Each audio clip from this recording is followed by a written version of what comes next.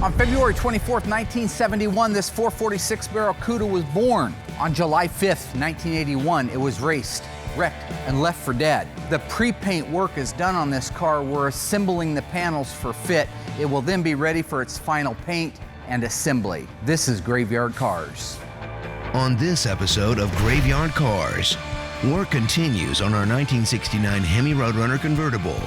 Mark and Mike build out the suspension for the 1971 Challenger RT, equipped with a rare formal roof option, and the team begins the task of converting a 70 Roadrunner into a Superbird tribute. They're coming to get you, Barbara. It has been established that the unburied dead are coming back to life. I'm Mark Warman, and together we bring dead muscle cars back to life, to exactly the way they were on the day they were born.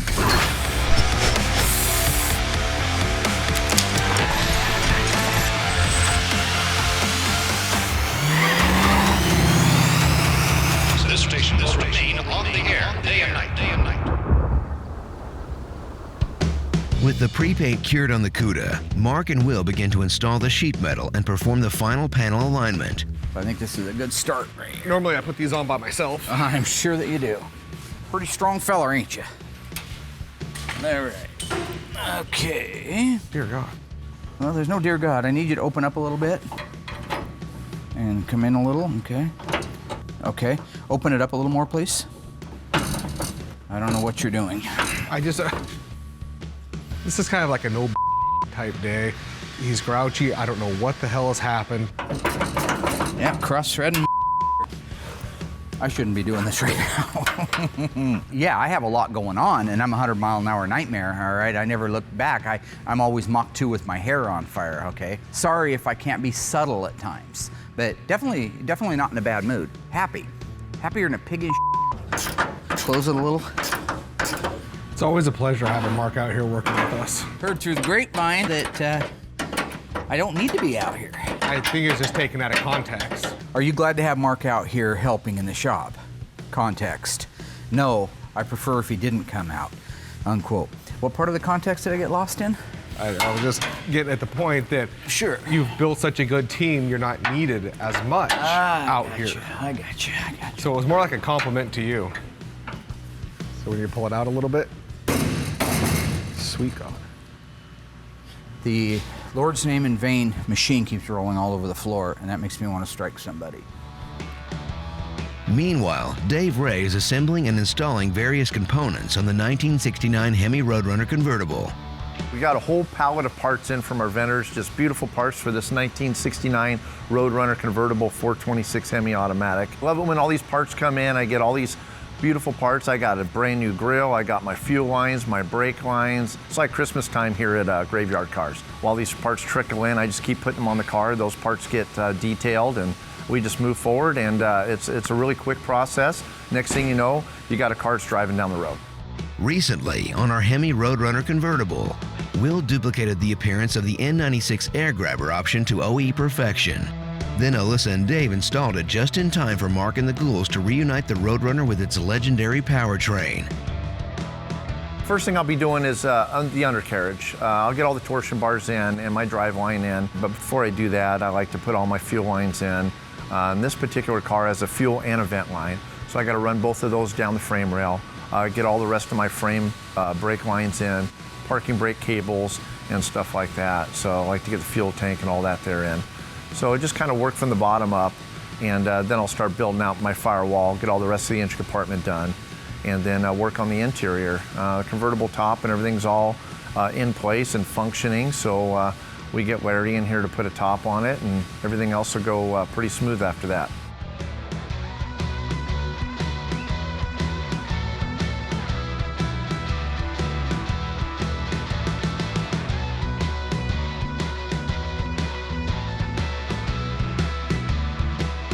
Remember the old guy that used to work here? I called him Chips? No. Well, no, but you saw the show. Oh, I was coaching my kids at sports. Oh, that's right. You need to be called Coach. I forgot about that. No, I never watched the show, so I'm sorry. You guys know the guy, right? He's got to be called Coach. No, it's Hey, not. Coach. It's not the guy. You want me to call you boss? I don't want you to call me boss. Yeah, you do. I never wanted you to call me boss. Yeah, you know exactly I've never what asked I'm you to call me fucking talking boss. about. I want to be called boss. I never said any such thing. You're a liar and a fat mouth. He said one thing that was very important to him is he was recognized as the boss. Kind of instructed everyone to go through it was either boss or he did like sir back in the day, but we went with boss since. I know my truth. Oh yeah, that's you. You're golden that way. Yeah, we need some shims. Coach. Coach. Has to be called coach. Whatever you say, boss. All right. See, loves it. I never asked anybody to call me boss. I have a lot of employees that just, hey boss, I think it's a term of endearment. Everyone here calls him boss. That's just what he likes to hear. I think Suzanne calls him boss. He makes his children call him coach when they're not on the playing field. You see what I'm getting at, Harold? They call me dad. All 6 of them look at me, they all call me dad. They'll go home, they'll watch this, and it'll be coach from this point forward, all because of his stupidity. Mark decides to check in with Dave while he preps to install the Red Streak Firestone tires on the 1969 Hemi Roadrunner convertible. So our drivetrain's installed in our 1969 one-of-one Plymouth Roadrunner 426 Hemi convertibles in what color? Q5, seafoam turquoise, right? Turquoise, that's Yeah. right. Now what's cool about this is this gets the painted wheels. So it has the, I think, a 15.6 painted wheel, painted body color, uses the poverty hubcaps on it, and originally would have been a Red Streak tire. I think that that's one of the neatest combinations, especially when you're talking about a turquoise car with turquoise wheels. Yeah. Instead of the Goodyears, I went with the Firestones. And the main reason why, this car was built in the same period as a lot of the Daytonas were, and those all had the Firestone red streaks on it. And so I just thought it'd be a nice homage to the original Red Streak tires that would have came in that period of time for whatever unbeknownst reason. That's what's crazy. Nobody knows why the Daytona showed up with them, but other cars besides the Daytonas in that time period, in that late spring of '69, started showing up with these Firestone Red Streaks. So I thought it'd be a cool touch. And That is cool. whether it's Yeah. right or wrong, good or bad, I still think it's a cool thing. So they look the same, it's just a different brand. Yeah, that'd be sweet. So with that, basically, I'll green light you guys go ahead and put the tires on, get them mounted up, balance them, put the weights on the inside, and I can't wait to see it done. It's gonna look awesome. Cool. High five from numero uno, and roll. For Dave and Mike, mounting a new tire is fairly simple. They lubricate both beads, install the lower bead, install the upper bead, set the beads with air pressure, and then inflate to the proper PSI. All right, down to putting the last fender on here, Coach. Okay, we're not doing that, It Coach. just never gets old. All right. What? Sweet. Okay, I'm back. What are you doing? Trying to still align this stud there. Why you always got to cuss? That's one of the things I've wondered about you lately. You're a cusser. You've gone crazy on the cussing. What's happening there? I apologize, boss. It's okay, Coach. With all the pre-paint done on the Cuda, we were able to hang the doors and the fenders, do the rest of the panel alignment. Now, at this point, there's lots of just a millimeter here twist or a little millimeter there. Sometimes you have to sand the edge of a door to get some of the material off it so you have the right lines. So that's all the stuff I usually do when I kick everybody out of here. It's kind of like my graphics. I don't want anybody bugging me. But basically, everything's on the car. Coach and I did a phenomenal job. Him being out here is just not working. Now it's going to be coach for the next 6 months. I'm ready to play today. Put me in, Coach. I'm ready to play You see what I'm saying? today. I just can't do it.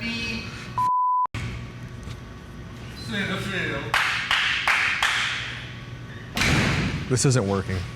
Oh, he's gone. With the panels and doors aligned, Dave and Mike finish mounting the tires for the 1969 Hemi Roadrunner convertible. Well, we're going off the rim size with this right here. You got to input this into the machine. So if you look on the meter right there, it's showing a 6-inch rim. That's right here. Yep. Hit on that. We got a 6-inch on that, and then this right here will measure. And the inner, and you go in the same spot on that, right, Mike? Right here.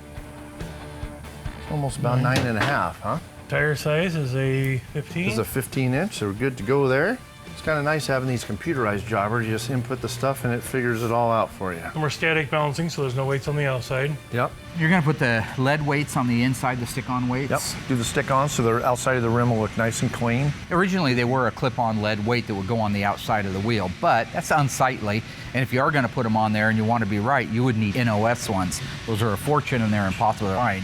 This here. This line will tell you right when the wheel's lined up to put the weight.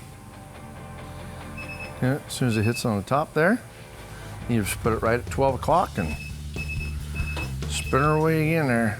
Here's the thing about the name calling. Certainly every kid that ever went to school went through that on the playground, you know, poo-poo head and my first experience with name calling as an adult probably is my Uncle Wayne. He's a hater. He was an original hater. Like, you know, if he called me Brown Pool or something like that, I always thought he was just giving me a compliment, kind of like buddy or pal, something like that.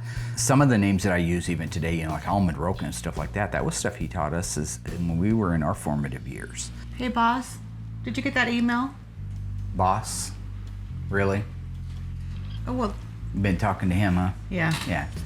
Pick your sides well. Okay. You'd be wise to. You're the boss too.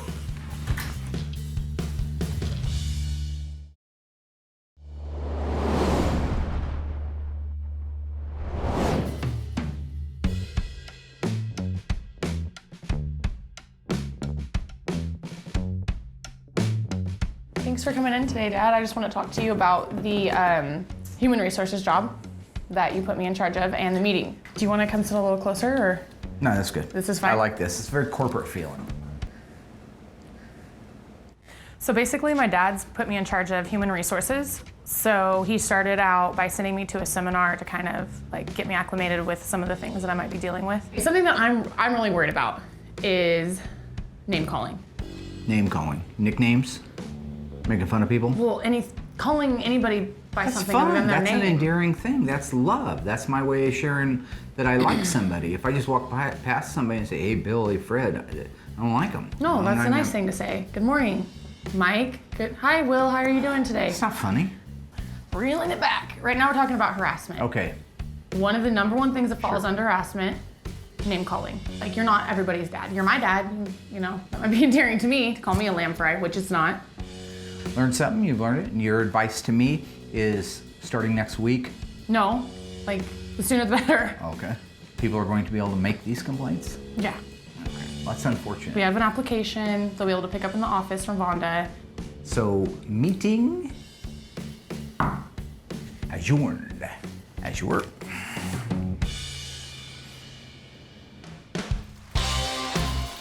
Right now, the guys over in the metal shop are getting ready to do all of the metal, internal metal work and external metal work on our 1970 Plymouth Superbird tribute car.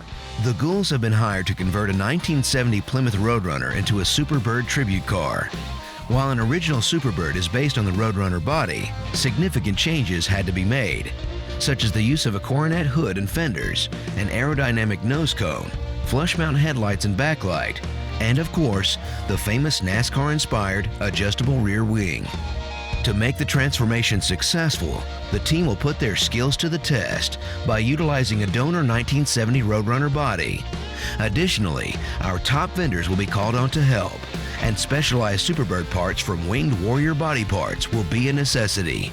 Tony, back at Tony's Parts, helped us out a lot because what he ended up having was a 1970 Roadrunner, a real-life RM23 car. Problem with it was getting picked apart. It was left for dead. It was really, for a 383 Roadrunner, it would not have been worth putting back together again. But as this tribute car, it's perfect. So Tony and I made a deal, got the car out here. The car was just in dire straits. We literally have cut off the entire front end because everything on it was rotten except for the tie bar, which will have the correct numbers in it. One of the coolest things that we've done here at Graveyard Carz, we borrowed a branch from our friends over at Auto Metal Direct's installation center, Craig back there. How it works is these pegs go into predetermined holes in the actual unibody of the car, starting at the very front of the car, working your way to the back. We took those specs, we took those measurements, and we built a jig. This is great to be able to do this, cut it apart, blow it apart, clean everything up, and know that when we're done putting sheet metal in it, the car's perfectly square. So what we're gonna do now, we're gonna flip this over, move it into the car. Fantastic. A little bit more your way. Yeah.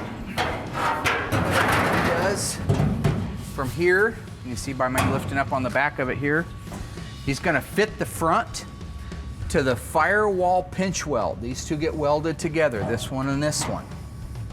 When he marries these two together, then all these holes are gonna line up with the frame rails that are underneath it for the torsion bar cross member and the front frame rail. These obviously line up already with the rockers. So he is gonna screw this down so everything's tight against the metal before he begins welding, then he's able to weld the whole thing in place. After that, he's going to slip in the 2 step welds. Once that's done, the center section of the car is completely welded up and we can move to the front or to the back. George, you got my green light?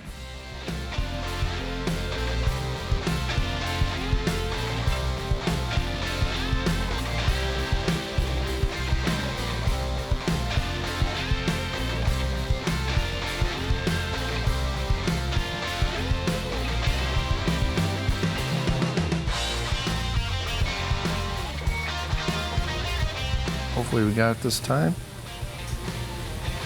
Yep. Awesome. All right, let's get these babies on there, Mike. Boy, these look awesome. Cool.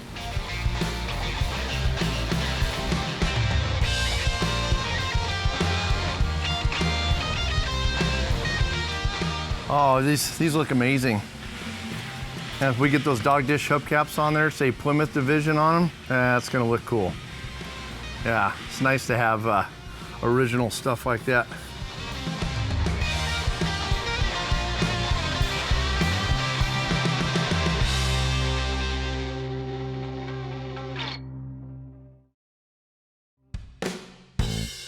Right now, Dave and I are getting ready to do the final touches on our 71 Cuda tribute car.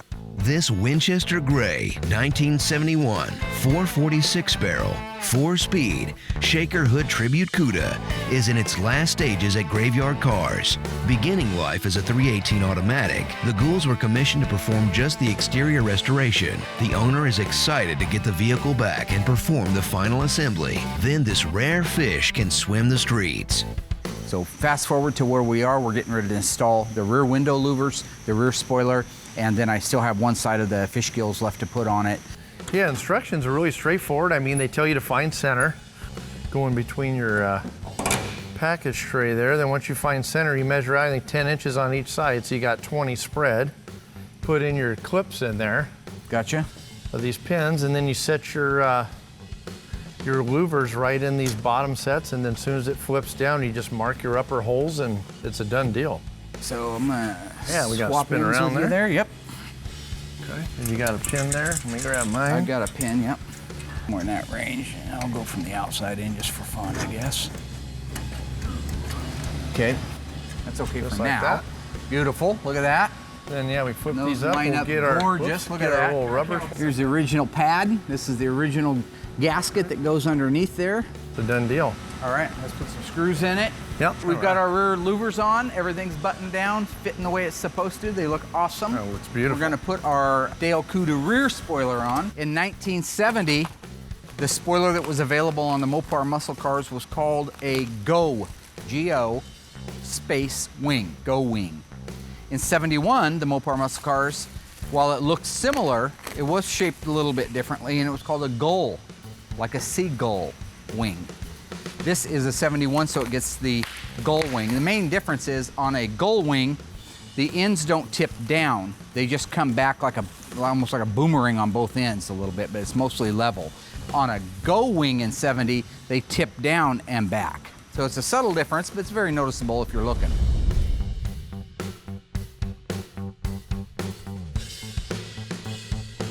All right.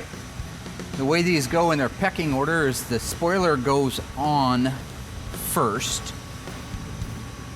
Nice. Very nice. Then we hold the spoiler. I can hold the you wanna spoiler? hold it? Yeah. I'll grab some hardware.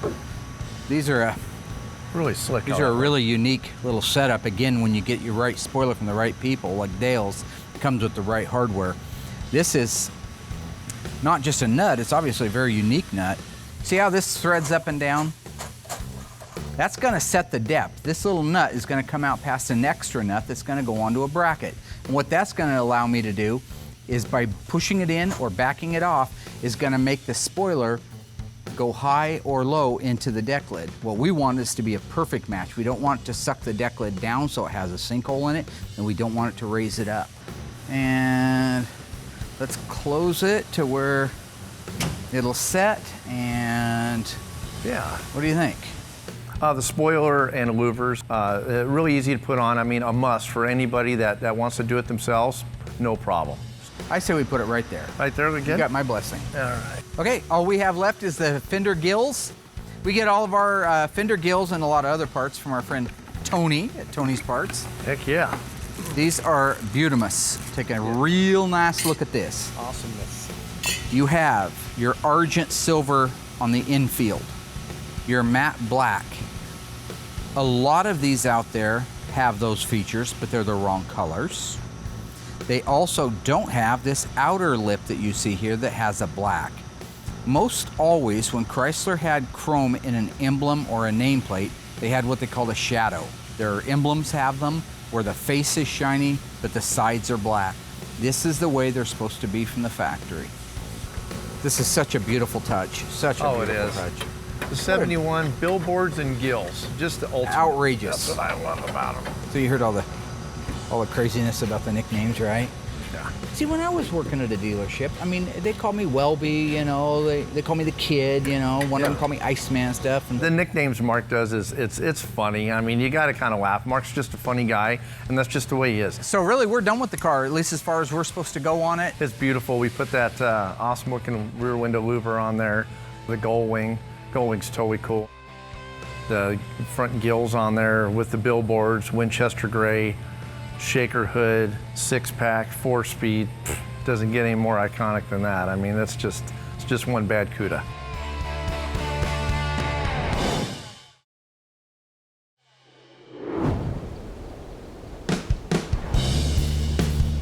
So there's a lot of nomenclature on these cars. What does that mean? Basically verbiage. There's a lot of verbiage. There's a lot of numbers. There's a lot of alpha codes. There's a lot of things that make up the engine besides it just having a stamp that says it's the VIN number. So if I show you an engine that's got the VIN number on it, you're going to go, yeah, that matches the car.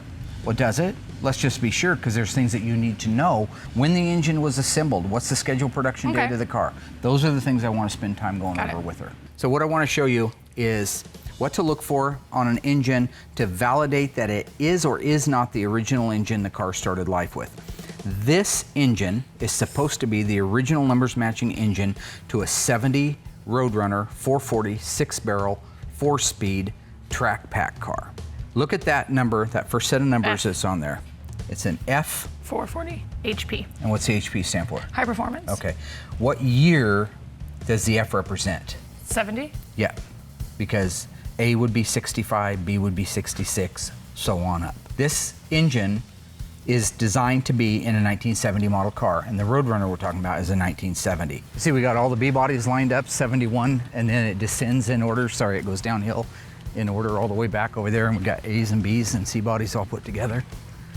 Nice. You ever just wish sometimes you could unzip your head and just yard your brain out and put mine in there? No. Okay, what's the VIN number in Which one are you the window?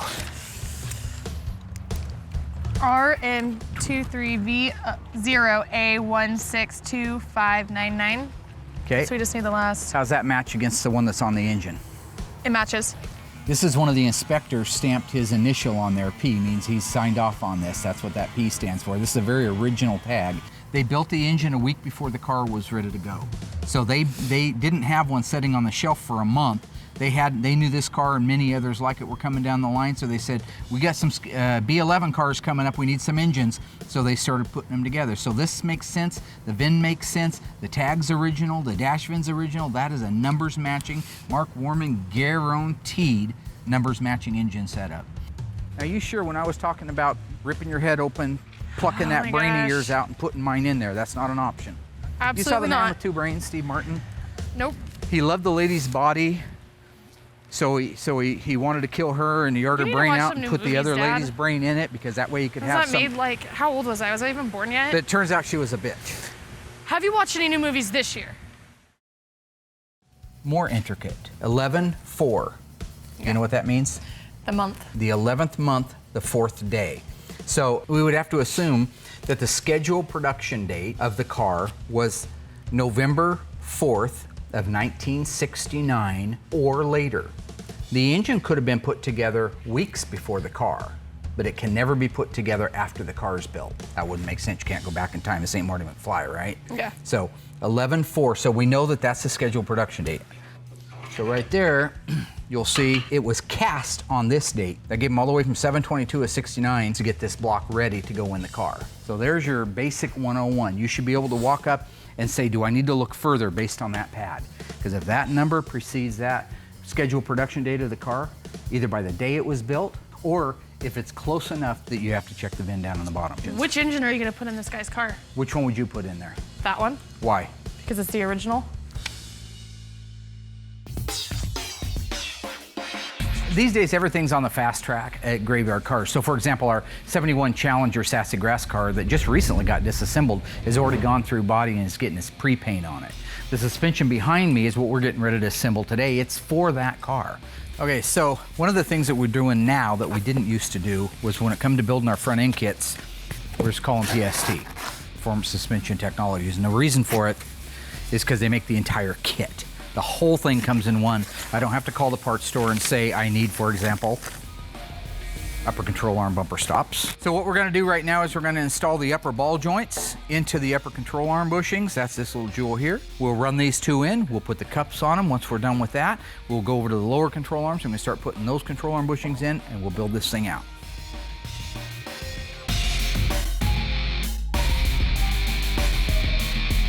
We're gonna put the lower control arms in first. Okay. Go ahead and slide your other side in there. Put that shaft in the hole. God, that was just hilarious. Well, it wasn't meant to be hilarious. It was mildly, he's laughing.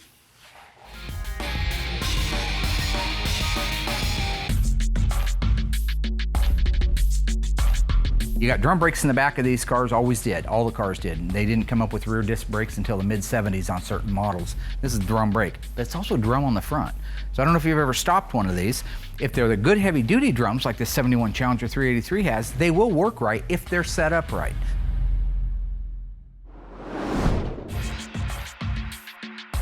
How we doing? Good. Come have a seat. I have a couple of things I want to talk to you about. Okay. Well, my worst nightmare happened. So basically, I have all these complaints here are for you. Well, why'd you give them the forms? I told you when we opened up What do Human you do? Do you Resources. go out and just So hand them anyways, to- Okay. walked into assembly shop, said hello to Mark in a friendly manner, and he said that I look like the dude from the Mucinex commercial. In fairness, that's It's not funny at all. That is so rude. This is harassment. That is not harassment. That is harassment. endearing words of endearment. And That's- then, even worse, down here we have a question saying who witnessed this. He said pretty much everyone on staff. Yeah. It's Dad. That's the stage down there. No, that is a body shop. What we can't. Okay. We can't. After greeting me and appraising my work, Mark suggested I needed to do cleaner work on the cars and that I needed to lay off the calories since I was a blubber. Yeah, that's blood. Okay. He needs to lose some weight or he's gonna have a damn heart attack. I don't want to be that guy at his funeral saying I should have said something to my friend. Mark repeatedly calls me Beaker, like Beaker from the Muppets. He thinks I look like a Muppet. So what? I'm sick of being called Beaker. That's the camera guy right now. The dude looks like Beaker. It's not okay. This is, People are upset. You're harassing No. them. I have a lot of other work to do out there that I don't need to be sorting through these. I agree. And having to call you in and have meetings. I agree completely. It wastes both of our time. I don't want to have to get these anymore. Who's done them? Got a special place? Get rid of that first. I actually need those. Stupid. As you were? Thanks. Yep. We're all in trouble.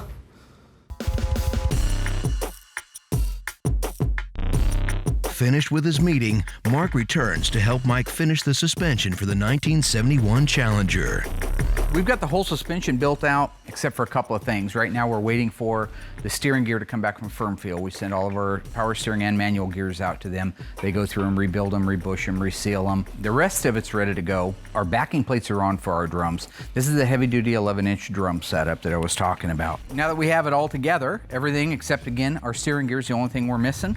We'll go ahead and move it over to the assembly stand. That complete drivetrain then will be ready to marry together with our FJ6 71 Challenger RT383 formal roof car.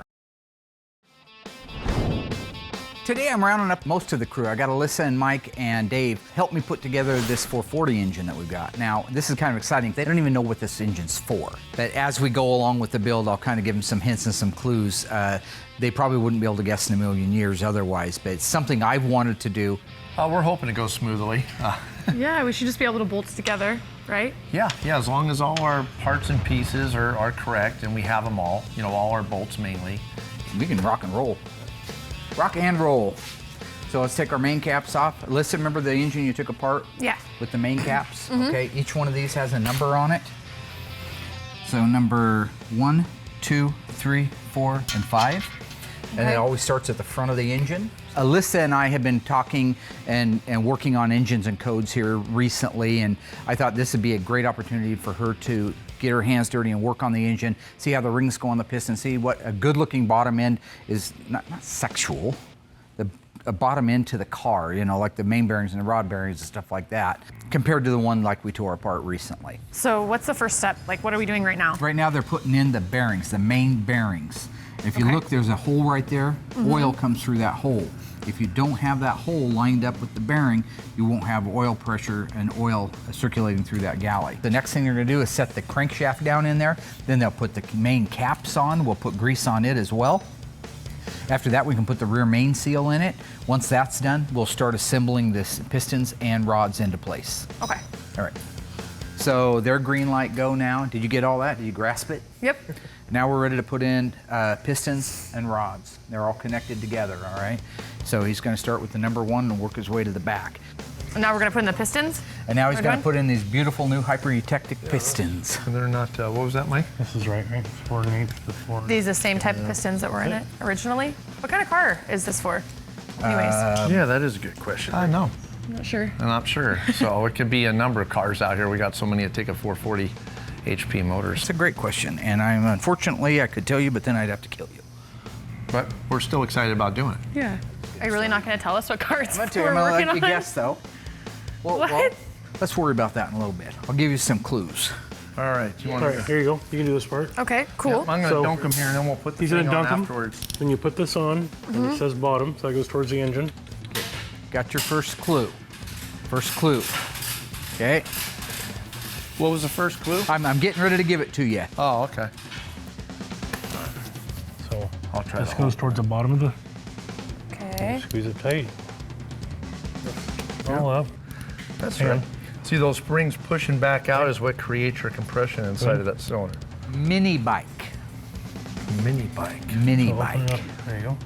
Outside of the fact that it's obviously for a cool cause and a cool project, it's also going to be a very educational thing for Alyssa to be working on. So it's exciting how they go together, what they're supposed to look like when they're done right, compared to the stuff that she's taken apart with me in the past that wasn't so good. Honda 350. Honda 350. So we got Honda 350. Mini bike. Mini bike, right? I have no idea. Okay. Another clue. Oh, I'm gonna make them easier now. Okay. Jaguar. Jaguar. XKE. This last one's gonna be the one that gives it, I think. Whites, perks, bennies, ups, poppers. Oh. I know what it is. This last one's gonna be the one that gives it, I think. Whites, perks, bennies, ups, poppers. Oh. I know what it is. San Francisco, Yep. Denver, To Denver. go. Vanishing Point.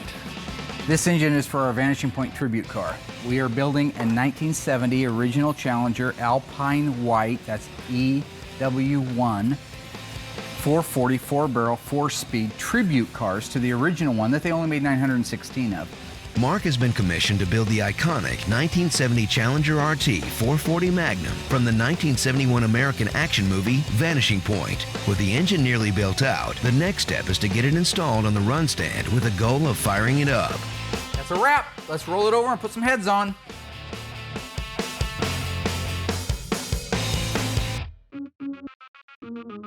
Mark checks in on the bodywork on the Superbird tribute project. With the help of the frame jig, the rear and front frame rails are welded into place to precise OE measurement. All that is left is a quick QC before work continues. So what he's doing right now is he's just putting a tack to hold things in place, so that while that's held in place, he can put his gussets where he wants, take his time, not worry about that moving around at all.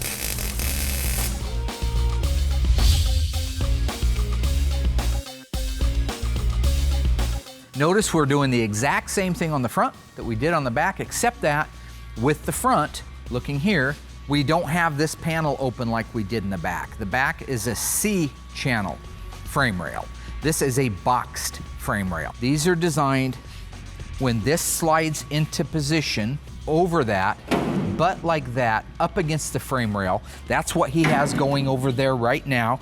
He has a small gap between the rear existing frame rail and the new front one. This is going to be for welding. He has a clamp to hold everything in position. Hit it, BCG. Curious, George.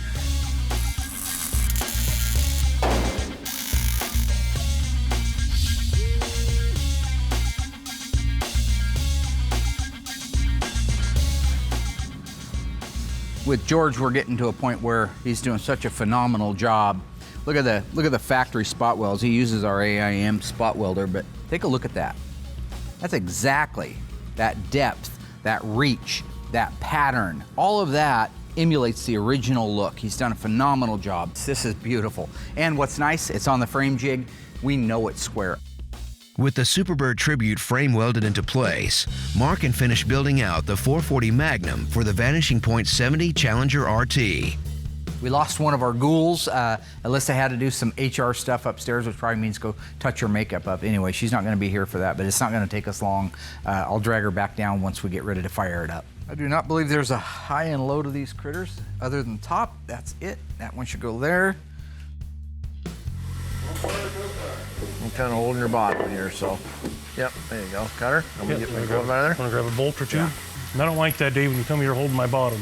Yep. Well, I dip mine in oil. Do you want to dip yours in oil? Let's do it. I like to dip them in oil. I'm not usually in here. Just...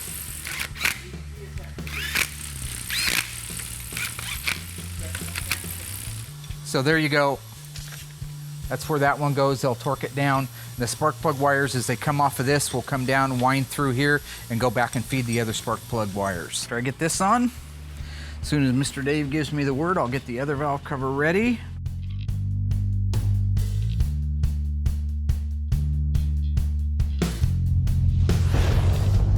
With the engine nearly finished, it's time to get it loaded on the engine run stand and plumbed for its first ignition.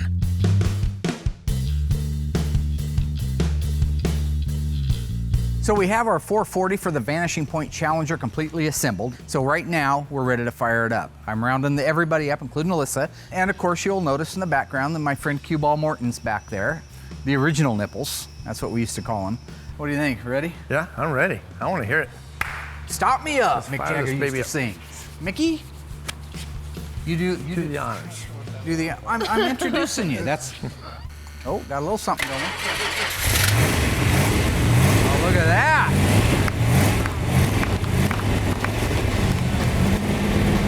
Mick Jagger. Oh, there you go.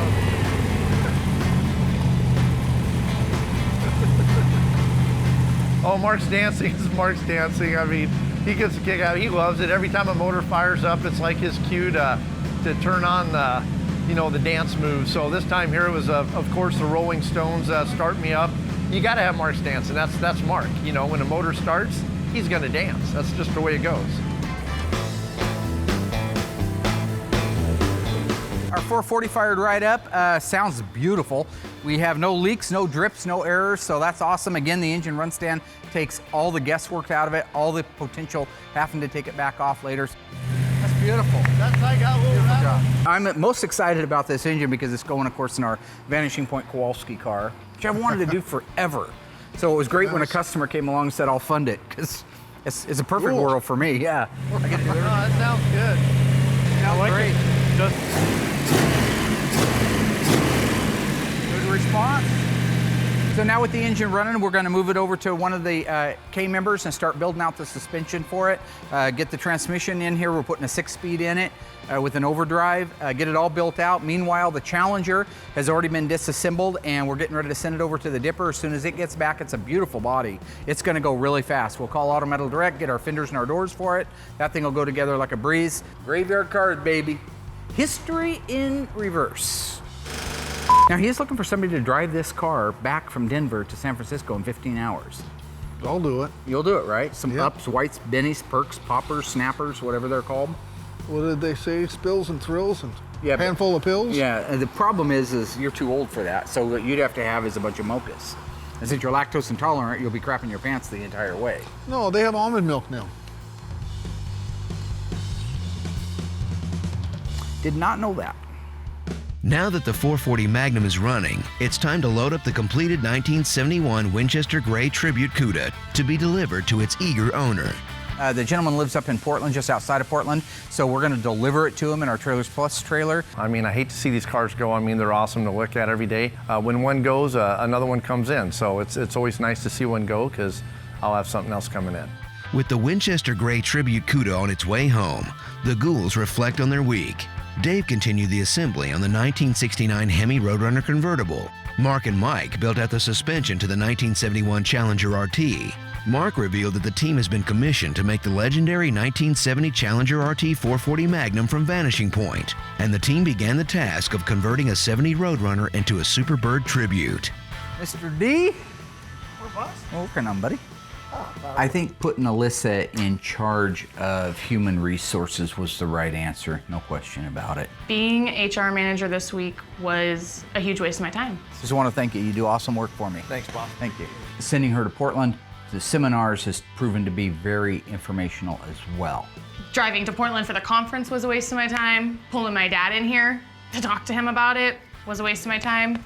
Doing a good job, buddy. The message about the nicknames and the name calling, message received loud and clear. Only thing about that is you got to keep in mind I'm the boss and I have to take everything that I hear with a grain of salt. I have to take everything that somebody wants me to consider, digest it, use my gut level value system. That was Professor Morrissey Massey, University of Colorado, came out with the gut level value system years ago, and make a decision. Willie! What's happening, boss? Not much. What are you working on? Getting all the gaps wrapped up on this. Nice. Looking nice. pretty good though. It's coming together nice. Listen, I'm sorry. For what? The whole silly name calling. I got the messages. Liz is doing a good job. She kind of clued me in on how everybody feels about it, so. It's just more It part of it. never meant any harm, you know, we're just having some fun. All right, bro. George, doing a good job, buddy. Keep up good work. I've made that decision and I'm moving forward, and I think we probably have what I consider to be a nice, even middle ground. See, he did it again. See, this is that. Did you get a name tag, George? Uh-oh. Yep.